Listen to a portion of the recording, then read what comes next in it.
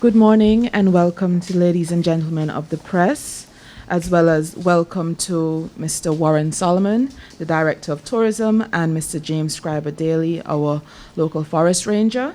Welcome to this Coffee with the Press this morning. We invited you to a more thematic presser with a focus on environmental matters. However, I know with the recent happenings on Montserrat, you will likely have a number of other lines of inquiry. Therefore, we will open our presser first dealing with those areas of concern and then moving on to the environmental element for which Mr. Daly and Mr. Solomon have kindly agreed to join us this morning. Ichi? Thank you, Ernesta. Good morning, ladies and gents. Welcome back to the office here. Sorry that our IT, our Wi-Fi may be a bit dodgy this morning. It's still suffering from the storm at the weekend there. As Ernesta was saying, I think we had talked before in one of our previous press events about switching to make the events a little bit more thematic. And so with that in mind, this month, September, being quite a big environmental month on the international agenda, we had planned to focus entirely on the environmental side, what we're all doing in Montserrat on the environment, how it's going, and plans and ambitions for the future. And we will certainly come on to all that, but we had a sense that members of the media here would welcome a few minutes first, an opportunity just to talk about, ask questions about some other recent events and happenings here, as Ernesta was saying. So very, very, very happy to lead off on that instead. Perhaps before we do that, I would just say a few words about the incident at the airport on Monday. We're very sorry for all the people involved in that, the 6 passengers and the pilot.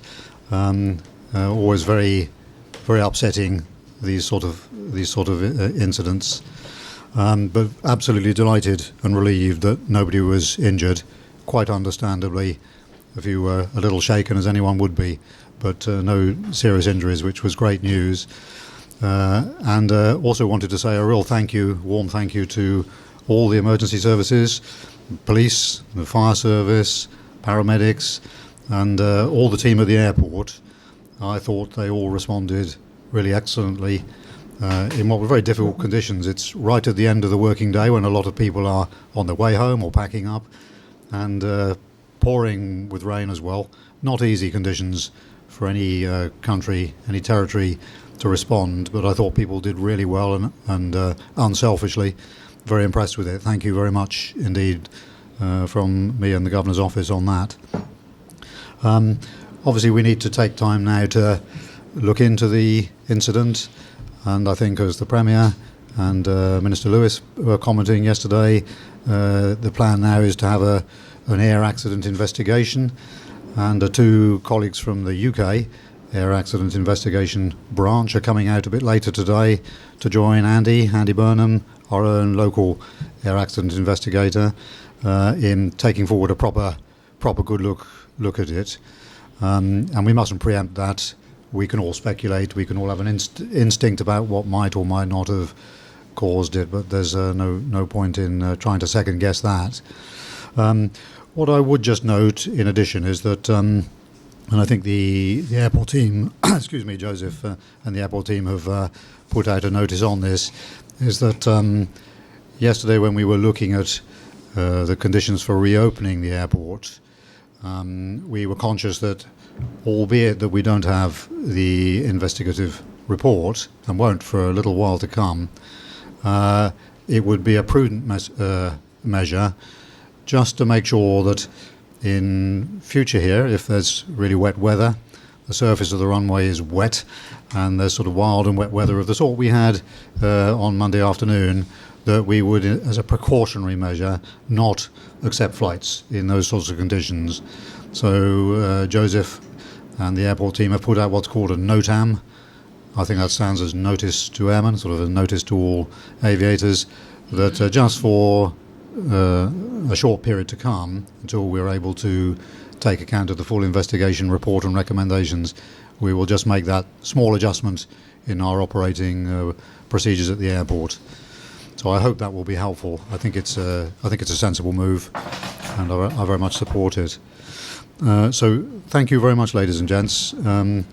I'll stop there, and please feel free to ask any questions you have. We can also ask at the end if we've got a bit of time left, but I think colleagues of the press said they wanted to have a chance first of all, so please fire away with whatever you would like to ask. On this airport issue, I noticed towards the end that you talked about the opening the airport. When I first listened and then read the release put out by the airline authority management, that bright and early the next morning, the airport was open. To them, I honestly have to question that this is not the first incident with this aircraft. The same problems that one can envisage and were mentioned, the previous ones didn't even have to do with wet runways. So when the finding that you just told us that you're going to be concentrating on maybe closing the airport from wet runways and so on and so on and so on, I did some quick research, and runways and surfaces are built with these situations. It's not the first time that we've had lots of rain and water on the runway. And indeed, I think that responsibility lies with the tower people who would have done their checks and to say, yes, it's okay, you can come in and land. In other words, if we had real downpours and there was a half inch of water on the runway, they would have checked all of that before that happened. And I happened to have seen when that aircraft went in, and you had some rain earlier. It wasn't even raining then. The real rain came well after. I mean, I got soaking wet, and Mr. can attest to that, in taking photographs and so on. And that's when the real rain came. So what I'm saying, for the airport to facilitate Fly Montserrat the very next morning is, I think, lack of consideration for the passengers and how people might feel and think. I also understand that there are passengers who would have wanted to get out and so on. But, you know, I don't think they would have minded to say, look, we had an incident yesterday, until we know exactly what it was that caused that problem. Because I also went and looked at one of the previous reports, and the problem was nothing to do with runway or anything like that.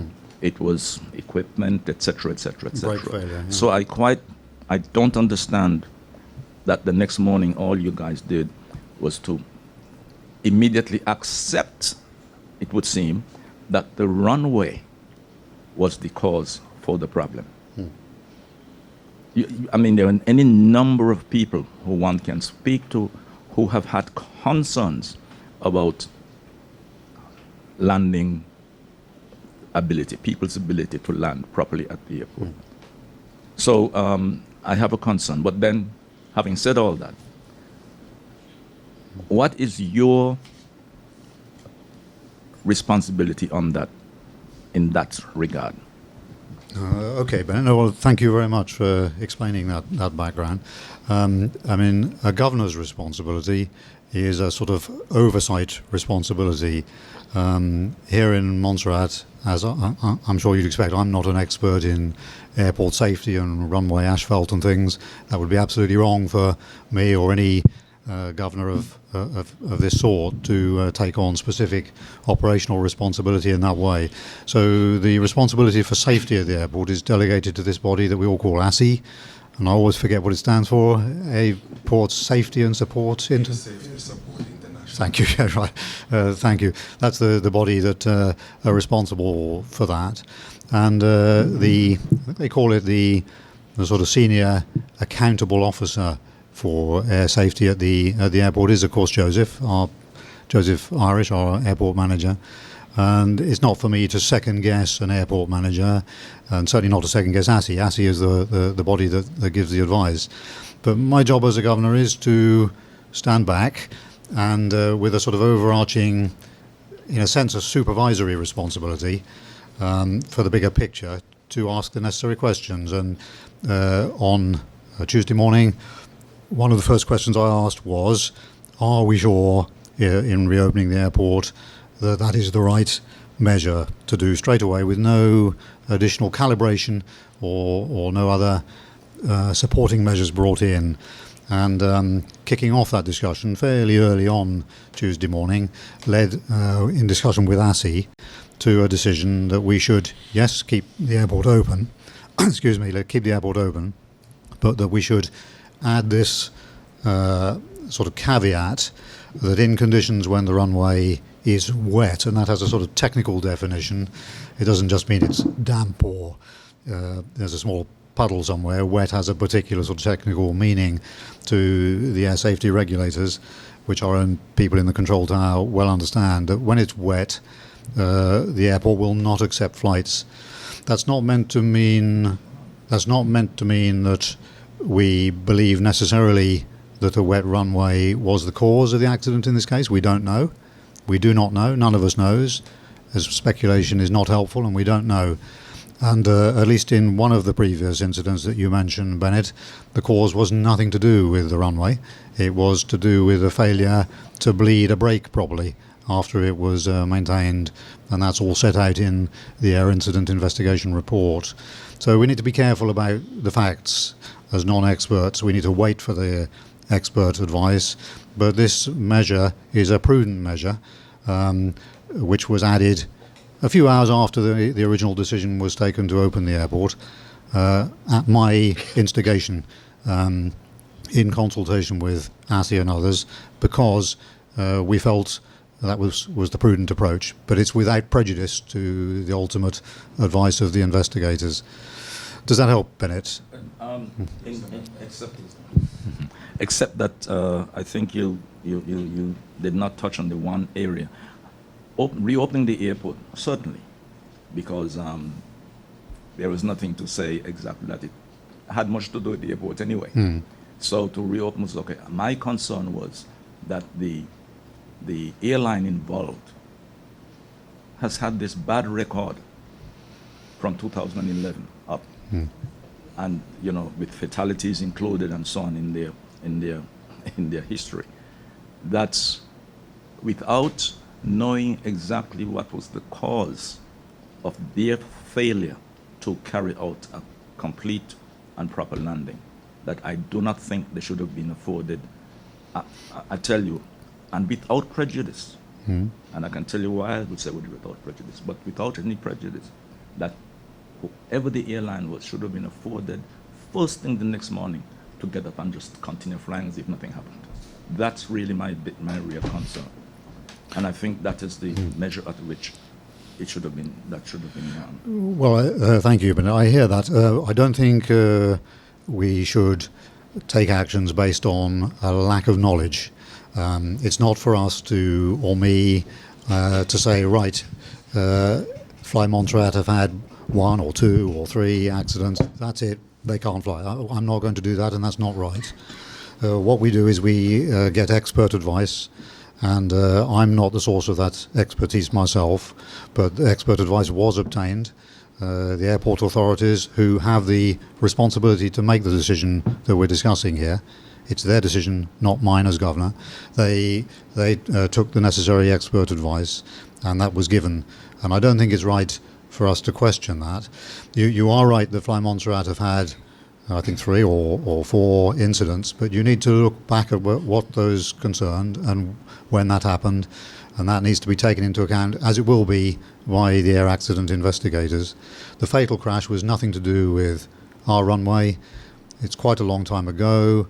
It's very, very sad, but there's a detailed report into it. It's quite a complex technical explanation. It's basically to do with water getting into a fuel system, and a set of measures has been brought into play to stop that ever happening again. The first of the airport runoff incidents in 2011 was due to a mistake in brake maintenance by engineers, I think, in Antigua.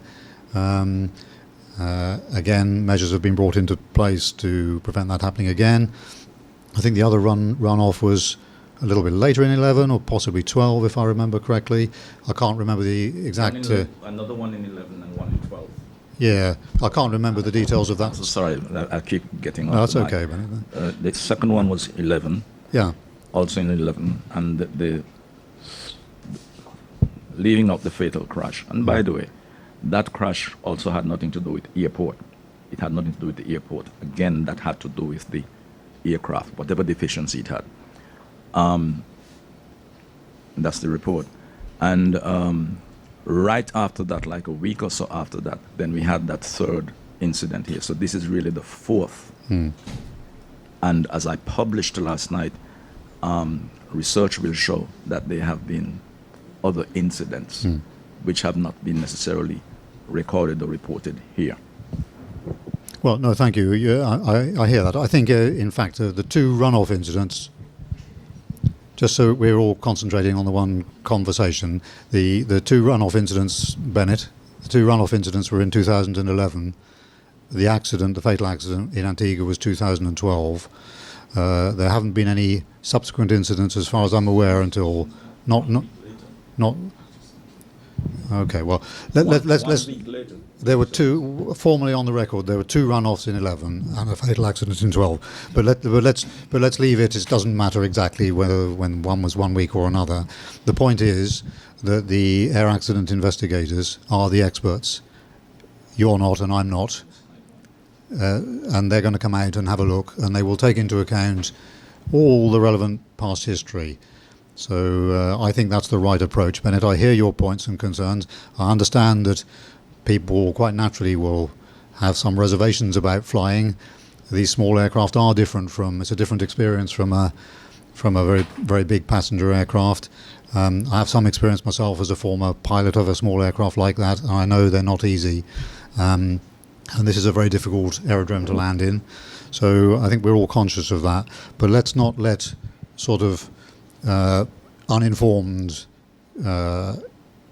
ideas or speculation colour how we handle this. This is really important that we handle this in an expert and well-informed way. And I think it's absolutely right that we're taking time now to have the air accident investigators out. They'll be here later today and they'll be interviewing all the folks involved in it, and we'll be able to come up with a really good, thorough advice, Bennett. Thank you very much. Let's move on from that, because I think I take your point. I'm happy for people to ask other questions, but let's move on from the specific issue of runoffs, because we've covered that. Your Excellency, I still think you missed my point at some point, but let's, as you said, Okay. we'll move on. What is Mr. Harris's role in the oversight and management of our airport? Mr. Harris has no role whatsoever in running the airport. I know what you're saying, let's move on, but we can't just move on like that, sir, because clearly the crux of the matter is a safety issue, air safety. Mm-hmm. And when we look at Fly Montserrat, you know, the people of Montserrat and elsewhere, they know what the situation is concerning Fly Montserrat. Now, Fly Montserrat has an aging fleet of aircraft. And this is one of the problems. And this is the fourth. I can confirm that this is the fourth accident. And is it normal for an investigation to be launched and the same airline gets up in the air again the following day? What is your take on this? And of course, clearly, Your Excellency, you have a responsibility where security is concerned and safety. Sorry. So, is it normal? The question is it normal for an investigation to be launched and that same airline goes back in the air the following day?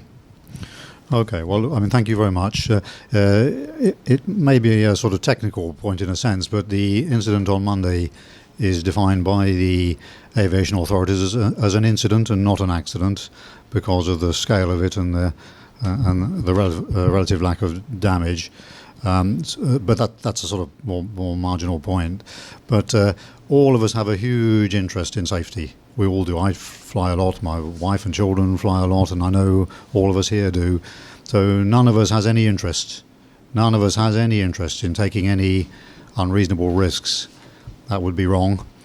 But all of us here, I think, are generalists. I certainly am. And it is not for me to second guess the advice of the experts.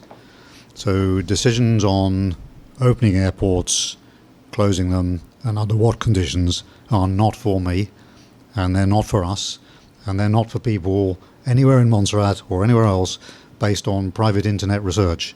They're based on expertise and qualifications and credentials. And we don't take any decisions here unless or until we have that expertise supplied. So everyone can have that assurance. No decisions are taken based on any perceived commercial interest, any perceived good personal relationships, or anything else. They're based on expertise. And as I explained at the start, I had a personal reservation in my capacity for sort of broad supervision of safety. I am not responsible for the detail of aviation safety on this island. No governor is, and no governor ever has been. But in my capacity as expecting to provide that sort of overall backstop of supervision, I asked the question as to whether we should not, in the interim pending the expert advice from the investigators, take this prudent measure of stopping landings on a wet surface. So wet is a sort of technical definition, but a very wet surface to ordinary folks like us. I believe that is wise, and ASI, who are the experts and who are responsible around the world, confirmed that, agreed that with Joseph Irish, our manager, and that's now the position.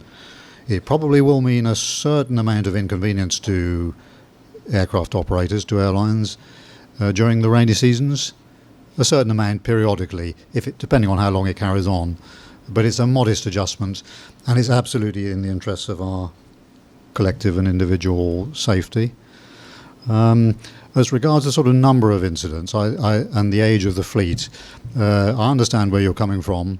I think we all look at, unless we're sort of pilots ourselves, we sort of look at those aircraft and we think, they look as though they've been around the world a bit.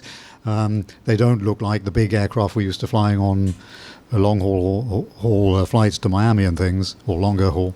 But that doesn't mean they're unsafe. I mean, they're a robust aircraft designed for use around the islands, and they would not be given airworthiness certificates unless they were up to scratch. So you're absolutely right that the issue needs to be checked and scrutinised, and I'm sure it will be. And when these guys arrive later today, my colleague David, who's with us here, will be briefing them, and we will make absolutely sure that they will anyway have all the history. But let's look at it dispassionately and objectively and hear what they've got to say, and not sort of presume that any wrong decisions will be made. They won't be. Does that help at all, James? I'm conscious you're looking a little uncertain. No, I mean, Your Excellency, it hasn't helped, but you mentioned airlines and so on. Yeah. And if we are to involve the other airline, that would be another story. So you quite rightly said, let's move on, because I am personally not getting the answer that I'm looking for, because I asked the question if it's normal for an investigation to be launched into a particular airline or air carrier. The answer, I'm sorry, I don't mean to interrupt you. The answer is yes. It's perfectly normal for an airport to open after an incident like this. Not Your Excellency, we're not talking about the opening. Yeah. The investigation is launched into a particular incident concerning a particular airline. Is it normal for that particular airline to be in the air the following day while the investigation is Absolutely. ongoing? If you think, just think back, was it about 3-4 months ago, maybe a little bit longer, when a British Airways aircraft coming into Heathrow had a very near miss. I forget what it was. Something happened to one of the engine systems, and it cut out as it was landing, and it had to basically glide in the last half mile or more into Heathrow. That didn't mean that the whole of PA is shut down worldwide. Of course it doesn't. Well, you be clear, please, Bennett. What are you asking us to do? Are you asking us here to stop Fly Montserrat from flying? Is that what you're really wanting to ask? Some consideration, Your Excellency. I do not hear anything from about that you've said or anything to do. All you've spoken about is the opening of the airport. Of course, let James just slightly alluded to it. Fly Montserrat is the equipment, have been the only equipment that has failed on the airport. We have other airline that has been coming in shortly after them. And have they had any incidents? No. So there's something I would have been very, very concerned, Your Excellency, as people are. Your Excellency, let me tell you something. I get calls about people saying, we've noticed this, we've noticed that, we've noticed that. Not experts, but their conditions. We drive cars, and I know when my car is likely to fly off the road in wet water and so on and so on. It's pretty much the same thing with these things. The tires, could it have been a soft? Look, listen, I'm not going to get into that because, again, we are not experts. But trust me, we've seen enough, had enough, known enough. Our concern is the disregard. And Your Excellency, you see, in that release, terrible release in my opinion, we walk faster than 1 to 2 miles an hour. And to tell anybody that that aircraft slid off the runway and the result of what happened to it, that it was going at 1 to 2 miles an hour. Who are you speaking to? Not even the dogs would accept that. They're smarter than that. Okay. So I mean, that kind of is what concerns me. It's that thing, talking about the skill. That was for somebody else to say. That was for you to say, for example, we are sure that the people were skilled and we're satisfied, and so on and so on and so on. Not for them to be telling the people like that. That, for me, it was disrespectful of the people they serve. And that's my concern. Okay. And that's our concern. That's all right. not just the opening of the airport. Of course, the airport should be opened. There wasn't anything sitting on it that was preventing people from flying. So that's not the issue in your government. Okay, but I don't have a locus myself to decide whether Fly Montserrat, their aircraft had some fault in it, or whether the pilot made a mistake or not. It's absolutely wrong for me to say. I have no way of knowing, and none of us can know. None of us can know. None of us knows.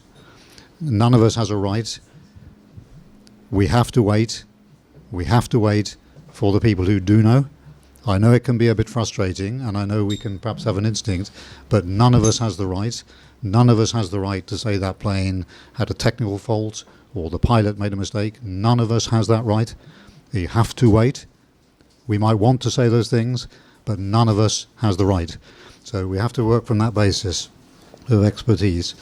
And I don't want to, it's not a question of SVG v Fly Montserrat or any of these things, but in my capacity here as are you okay, Bennett? I'm fine. Well, it's all right, no, but you asked me, Bennett, you asked me a question, so please listen. If you ask me a question, please listen to the answer. I don't want to sort of get into a battle between SVG and Fly Montserrat. That's not appropriate. Doesn't help anybody. But we receive reports from all different sources about airlines, and we take those into account. We ask them to be looked at dispassionately and objectively. And it is not the case that reports are only made about Fly Montserrat. It is not the case. There are reports made about both airlines, and both have needed to be looked at, and are looked at, and are not ignored. So what I'm really saying here is I hear the frustration, and I hear the unease of people, and that's on all of our parts, but we must let the experts determine our course. We must let facts, expertise, and wise, qualified judgment decide how we handle this. Okay? A recent spate of incidents that we've had concerning the police. And Commissioner Foster went on radio and elsewhere, and, he gave, some information to the public and so on and so forth. As the one responsible for security, what assurances you can give? Commissioner Foster would have gone so far, but any reassurance from you as to what we can expect? You know, we know that there's some disciplinary measures that would be taken, internal investigations, and so on. Well, no, thank you, James. I am conscious that there have been a number of expressions of concern about aspects of policing recently. I think what I would say on it all is that the key in this is respect, and it's respect both ways. It's respect that the police need to show to the community that they are working within, and under whose collective authority they work effectively through Parliament and government. Excuse me. So respect is very important that way around, and that's particularly important in a small, frankly rather gentle place, if I may say so, like Montserrat. Montserrat, the character of the society and community here needs to be reflected in the way policing is done. But respect also applies the other way as well, and people need to accept and understand that sometimes policing can be quite difficult, can be quite challenging. Police can feel exposed in certain situations, and that police are enforcing a law which comes also with our authority. It's our parliament, it's our ministers, it's our politicians who've brought in laws about drugs and firearms and smuggling and all the things that we expect our police to deal with. And it's, of course, the same police who are there at the airport within minutes in the pouring rain when we have an incident like the one on Monday. So I think respect is absolutely crucial and key. And I think the people who expressed concern about the way certain searches were conducted did exactly the right thing. They raised them with the Commissioner, and that's absolutely right that they did that. And he has been looking at it. I know I had a number of conversations with him very thoroughly and rigorously, and he's getting all the facts. He will be obviously giving more detail on that in due course, but it is. I have confidence that it's being done as a very thorough and honest internal review, and that the necessary action will be taken. So, although that's not a perfect answer, I think there's an assurance there that the process is working for us all, and I'm particularly pleased that I understand that the community that felt at the forefront of the police action has had the sort of enlightenment and grace to come together with the police, and I think they're planning a sort of event together to build relationships, perhaps play a cricket match or something. I think, if I may say so, it's not really for me to say, but I think that's really excellent. Really appreciate that, really support that. Good for Montserrat for having the big heart to do that.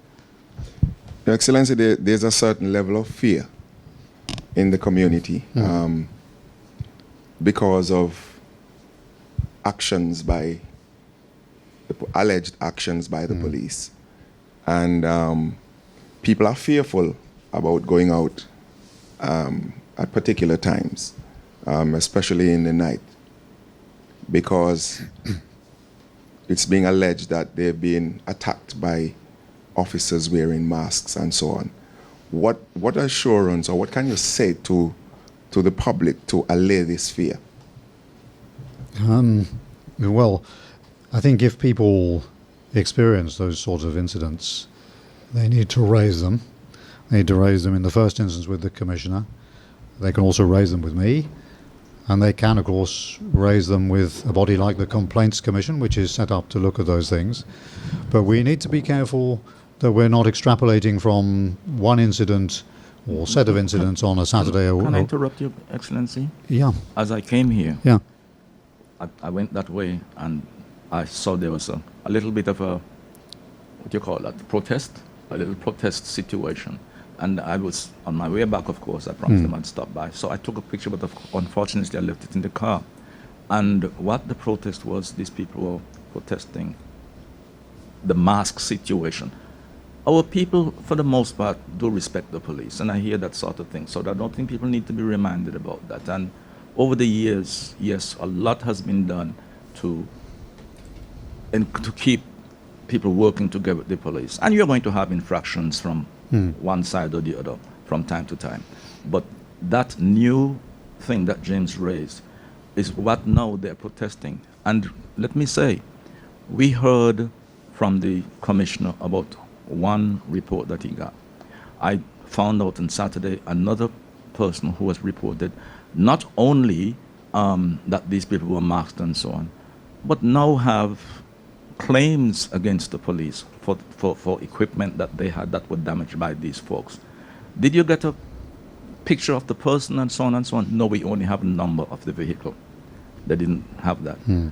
I've got 2 other reports in the meantime by a lady, for example, who was visiting from London and said, was so nervous they couldn't even say what the people looked like when the way they were treated by these officers. So it is the concern that people have. Of course, searches and so on and so on. And well, let me not go there. But that's what is the concern James is raising in the end there, is that people want to know, not just tell people that some internal inquiry is going to be going on. I think that matter is serious enough that it should not be really no internal police investigating something. It's serious enough in our view and my view from this side as a representative of the people who they serve. Just to add to that, my concern is how biased would be that report when it's done internally. Unbiased. Okay. Well, I mean, thank you. I hear that. But at the same time, I do have confidence in the Commissioner's inquiry. I meet very regularly with him. We work very closely together. Policing's not easy because at the moment, some violent criminal gets out and does something here. We all expect and want the police to help us and protect us. It works both ways. So as I say, I do have confidence in the inquiry. I think we need to wait for that. We need to wait for that inquiry to be completed. So again, we have the facts. I mean, as far as the point about masks is concerned, I've had a sort of interim readout on the masks, and there were no masks. What they were worn by a few officers was the standard firearms issue balaclava. Now, I can see that may be seen by people as being a bit threatening in Montserrat's context, and that needs to be looked at. But we need to be careful to get the facts and not to allow an extrapolation in our minds from one incident to sort of colour things more. Let's get the facts. I will see the report, and if I judge when I see it that there's any element that needs wider review and scrutiny, then please be assured that I will make sure it gets it at that point. But in the first instance, I want to have trust, and I do have trust in our Commissioner to undertake a proper review of his own police in this. And I just add that on the respect point, I don't accept, Bennett.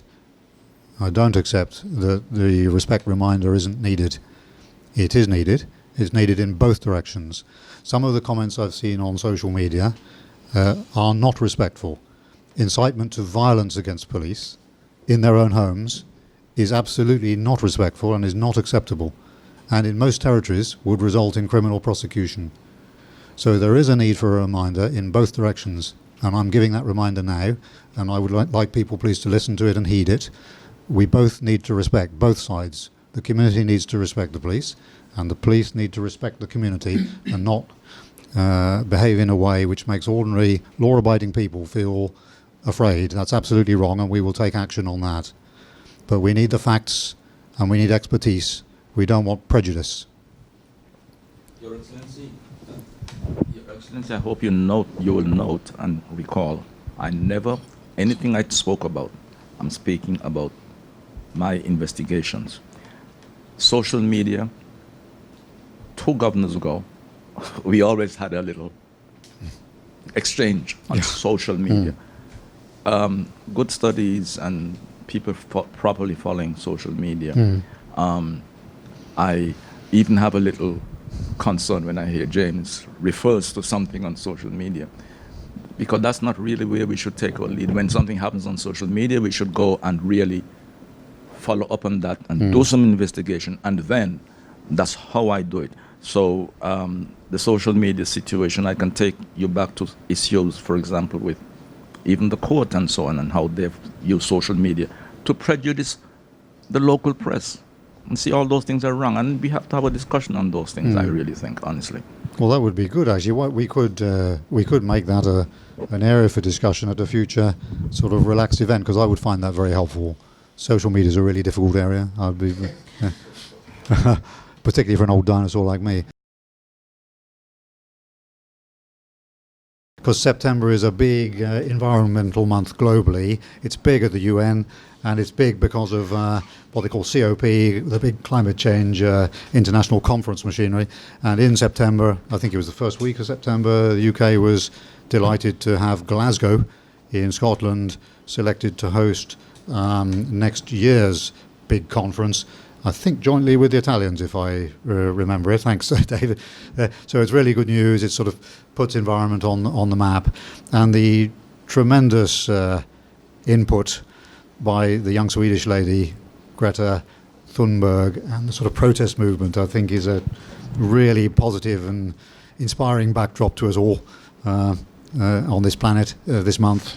Fantastic to see such a youngster saying such strong and honest things in New York and elsewhere. All power to her. So with that background, we just wanted to talk a little bit about what Montserrat's doing on the environment, what our ambitions are and how it's all going. And I'm really delighted, thank you so much to Scriber, James Daly and Warren Solomon here joining me, and they're much more expert than me. So I will give you about 2 minutes of the thoughts of Chairman Pearce, and then we'll turn over to people who really know what they're talking about. The first thing I wanted to mention is our mountain chickens. I mean, Montserratians know better than any visitor here like myself how wonderful those creatures are and how special, unique to Montserrat and beautiful. And I was so delighted. Was it June? I think early June, when the consignment arrived here. And back they came, the literal descendants of genetic, precise descendants held in a zoo in Jersey, exactly, almost cloned descendants of Montserrat's own mountain chickens, came back here with Herman, I think Herman Francis, playing a little welcome tune at the airport. I thought it was wonderful. I really enjoyed it. And they're now settled here with the help of Ministry of Environment colleagues. Minister Claude couldn't be here today because he's at a conference for wild islands, believe it or not, in Alderney. Not quite sure whether we should count as a wild island, but he's off there, so couldn't join us. But his team, together with the Durrell Foundation project here, and together with one or two local residents who've been fantastic, have all been helping to foster and nurture this returning colony of, sorry, I shouldn't probably use that word, should I, but this returning group of mountain chickens. And what I would say with that is in September we had Mountain Chicken Day, I think the 13th. And what's fantastic about this here is it isn't just, which is lovely in itself, bringing back mountain chickens to our island, and we hope they will grow and prosper, but it's also a frontline experiment in terms of defending the wider amphibian community against chytrid virus, chytrid fungus. And that has taken out already from this world of ours about 170 species. I think Scriber will correct me, but something of that order, wiped out for good. So if with this experiment here we can counter chytrid, we'll be doing not just ourselves a favour, but a global good turn. And then something briefly on turtles. Turtles, I think, again, Montserratans, you're so lucky, you know them and you have them here, but for visitors, it's such a wonderful thing to see these turtles battling after massive maritime journeys up the coast, laying these thousands of eggs, and then the tiny things come out across the beach, and it's a bit like the machine gunning in the Somme in the First World War. Maybe one or two get through as these lizards and things and birds all pick them off. Then you get one back out into the ocean. It's a fantastic example of life on our planet in all its struggles, and we want to help them. And so Ministry of Environment again, thank you very much indeed, and ourselves in the Governor's Office are producing some signs for all our beaches, which we hope will encourage collective and enlightened protection of our turtley visitors. And I would just take this opportunity to ask, please folks, please try to avoid driving on the beaches. in the nesting season. I know there can be sometimes an emergency need to do so, and I know it can be a little easier perhaps with the family if you're taking a picnic, but every time you drive on those beaches, you drive right across the turtle tracks. You run a high risk of driving over recently laid nests. So please, during the laying season, please just take a moment to think about our turtley friends. Then we've got the sort of hiking and environmental side in Montserrat. I just love the walks here. I love walking. And Scriber here has done such a fantastic job of promoting our trails. He has a new one up his sleeve, and he's going to take a few of us on that. That sounds brilliant. And we've got European Union funding to support a deepening of the trail network and some additional signage, which I think will make them even more wonderful than they are now. So Scriber will no doubt say a little more about that. Then just a bit about energy and recycling. We had the event recently where Minister Paul introduced the new green vehicle on the island and gave us a spin in it. Super quiet. You've got to watch out for it. It'll run you down if you're not careful, because you just can't hear the thing creeping up on you, which is something to watch out for, I thought. But very, very good. And over time, if we can move away from the sort of diesel belching, carbon dioxide emitting things that we all use and move to these cleaner, greener machines, that will be a great benefit. And the government of Montserrat is introducing some differential tariff policies to encourage that, as folks have seen. Our glass recycling is up and running. I say I mean it's very many thanks indeed to a couple on island called Andrew and Emmy, who with funding support from Darwin in the UK have brought in a glass recycler. That's crunching through the 30 million beer bottles which Montserratans have been drinking. That's crunching through them, turning them into little beads. And then some other entrepreneurs are turning the beads into jewellery, or going to start turning them into jewellery, which I think is absolutely fantastic. It's a win-win all round. We need to move on from that to get rid of some of the chunks of metal and old fire engines and caravans and things that you can see lurking about when you do some hiking here. We need to do that. That'll be great, put us in a really good place. And in terms of our energy supply, I think it's fantastic that the government has made such progress with solar electrification. It's gone much faster than I think we probably in this office here would have expected, with support from European Union, EDF 11 funding, expecting the next tranche, 750 megawatts fairly soon. And that will put us in a very strong position. And with a little sort of amplification of that, including battery support, so it can work overnight more effectively, we'll be well on the way to being almost solar, what's the word? Sufficient. So, yeah, solar. And it's a question for us then about the role for geothermal power. Very much Mr. Paul has been talking about that and doing a lot of work on it. That needs to be assessed in the light of the huge progress being made in solar. And then just very lastly on our wildlife, I would say, again, when you grow up with agoutis and iguanas, you just think, oh, they're ordinary little things scurrying about. But to visitors, they're fantastic. You know, any Brits coming here, my family coming here, iguanas, incredible things. People go all the way around the world to Komodo Island in Indonesia, pay £100 an hour. You can get these iguanas here and they'll come and have a good look at you. And they're not so different fundamentally.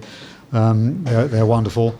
And I really support the Adopt a Home for Wildlife program of Mike Pankowski. It needs a bit more funding, a bit more strengthening. I think the program manager under Sarita Francis in the National Trust would be a real bonus if we can push that through. But that's a really good scheme. And the wetlands, the two wetlands projects, Dwayne Hickson's at the mouth of Isles Bay, really thriving. We were talking with Scriber earlier about the migrants which are coming in there. Is fantastic. Scriber will talk in much more detail. And the plan for a mid-valley new wetland, which I understand the RSPB are looking at. I would like to see a bit more discussion of that and a bit more granularity around it. But that's a lot of projects, a lot of stuff. And then very lastly, I'll just add our own latest contribution from the Governor's Office is going to be a consignment of bags for life, which my colleague Anesta is pulling together. And any folks who, at schools, who think they're good drawers should please stay ready with your crayons and pencils, because we're going to do a sort of design competition. Draw an example of Montserrat wildlife, and we'll pick a few of the best and do these print runs for the bags based on that. Well, good morning to everyone. It's a pleasure to be here this morning and to explain some of the things that are happening out there. Now, you mentioned lots of different things there, AG, and fantastic, yes. And firstly, I would like to briefly say something on the mountain chicken, but you know, I would lessen certain of things saying about the mountain chicken now, because later there's also a big discussion on the mountain chicken. Now, the mountain chicken with other species arrived in the Caribbean, you know, many years ago. I'm talking about like in the 1600s, and they were actually brought in by some of those indigenous people, you know, that Amerindians that actually brought them over. And mountain chickens were in lots of the different islands in the Caribbean, especially the Les Antilles. Really? One of the things that happened to the mountain chickens is that because of overhunting of this creature, you know, in some islands it went extinct. It narrowed down to Montserrat and Dominica with the mountain chickens. These two islands are the only two islands that remains with mountain chicken. Now, mountain chicken, I want to mention as well, was a delicacy of Montserrat. And when you think about any expensive meal that is served on Montserrat, I'm talking about like lobsters or whatever, or spare ribs or whatever you want to call it. Mountain chicken was right at the top of the scale of everything. We, on Montserrat, we had a population of 12.5 thousand people, and just to give you an idea, then prior volcanic eruption, is that we had at no time had any kind of shortage of mountain chicken. The center hills of Montserrat was just diverse in this lovely species of mountain chicken. Now, mountain chickens were also found in the center hills of Montserrat. Not center hill, the silver hills of Montserrat. So on the north, and even during the volcanic crisis before the Kitchwid attacks the mountain chickens were also heard above the cultural center. So that tells you about all the different areas that these mountain chickens were. The only place that mountain chickens were not seen is in the south of Montserrat. And I think that Bennett can attest to that, because we grew up in the village of St. Patrick's, and then you can compare according to what the scientists are saying, because the south of Montserrat is the youngest part of Montserrat. That's exactly why we are lucky to see an island still in growth. Now, also, with these mountain chickens, as I was saying, we had no shortage of mountain chickens. Yeah, we have no shortage of mountain chickens then, simply because there were so many mountain chickens, and you had hunters that supply the hotels, all the hotels then, and the restaurants, and still we were not short of mountain chickens. Now, the mountain chickens, unfortunately, were attacked in 2009 by this dreadful Kitchwid fungus. Luckily, we managed to take some of these frogs over to Jersey to be bred in captivity. In the early stage of the 90s, we came on board with just after Hurricane Hugo, we came on board with Durrell Wildlife Conservation Trust in Jersey. And I could remember there was this gentleman who goes by the name of Quinton Blackson, and he actually came down and he taught us how to do census of the mountain chickens. Some of the things that we used to do is to be out there, and we used to be dealing with the census of these mountain chickens for like 3 times a year. And we would look at their conditions, and there was a system that we used where the mountain chicken stands, and we would actually take a marking there, and we have a instrument that we would test the soil texture and all of that there to see the amount of alkaline that we would see, and it would be being sent to Jersey for processing.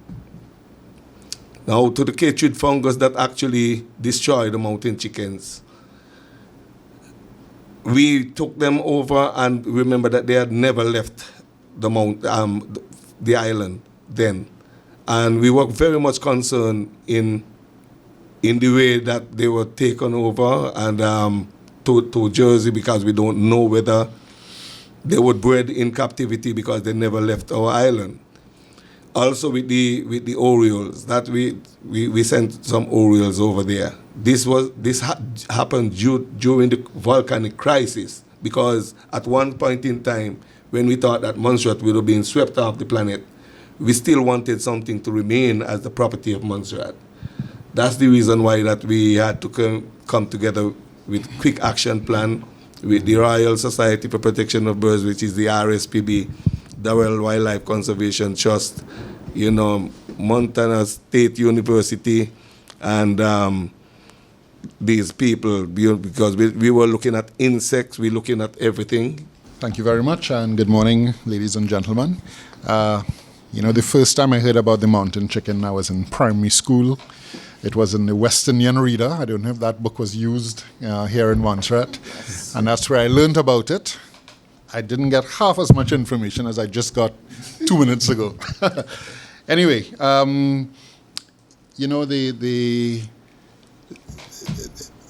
the best part, or I should say the easiest way for a destination to market itself is really based on the strength of its product. And Montserrat has the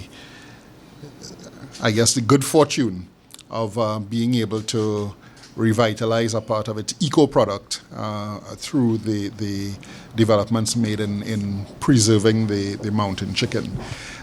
So this certainly is going to be, able to add to the stories that we tell about Montserrat and what is available for certain types of visitors to the island.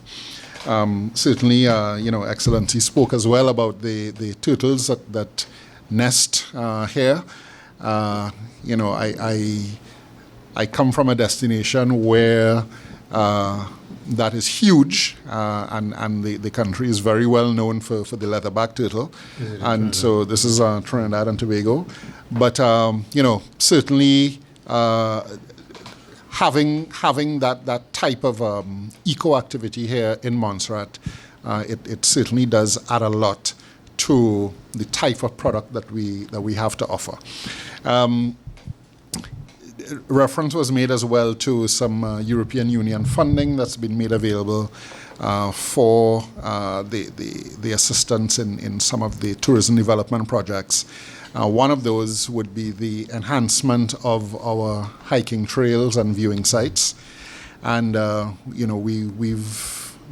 we are just about to issue or go out for quotations to do works on clearing up some of the trails, looking at the elements of safety and security on the trails as well. The destination does have an extensive network of trails, and it is something that the island is known for. So we want to make sure that we meet and exceed international standards so that people coming here know that they can have an exciting experience, yes, but there's always that element of safety and a relative comfort that you can experience on the trails. So we've certainly been collaborating with people like Scriber. He's been of tremendous help thus far. This is a project, one of the projects from the EU funds that we are really looking forward to implementing. So I know that we are mindful for time. I just wanted to give those opening statements, and I'm available for any questions. Thank you very much. What you think are the obstacles that you face right now? I know we're getting funding to assist in the hiking and so on, but what are the obstacles you think you face? And what you think are the shortfalls right now for people coming to the island and that you face in delivering the product? Yes, one of the things that I do face in Montserrat, and I'm glad for a question like that. I face problems in the way that we, the locals, actually think of moving Montserrat forward. I think in this system where we are trying to build Montserrat and push Montserrat forward, most of my obstacles is our own people. In the high places that actually would or should know how to and being passionate. And I'm sure you can hear it in my voice. I'm very passionate about my island and some of the things that I really do, and I know how far Montserrat can go. But one of the things that really do happen, and I must really do come out plain and say it, that whenever there's monies to be spent on Montserrat, right, people tend to get very excited about it. And then what the money should really do spend that to really develop that product. If you're not careful, it end up that we are still ending up in the same position without moving forward. People start seeing money and not the product that Montserrat really has to offer. One of my other problems is my website. Now, I think that I try to push a lot of things out there, and because of my website that I'm dealing with, it really helps Montserrat in a big way. Like most of the tourists are telling me, when they actually go in to visit Montserrat, my website pops up on them. Now, I ask for a little help to get my website. I'm not thinking about taking my website for James Scriber Daily. I'm thinking about my website is for Montserrat, yeah? But just to really do help with my upgrading of my website, because remember, I was one of the successors of the Tourism Challenge Fund, and I really do, if anyone can really look at around now, they could see exactly what that Challenge Fund was all about. That Scriber's Adventures is really on board with that all the way through. So that is one of my major problems.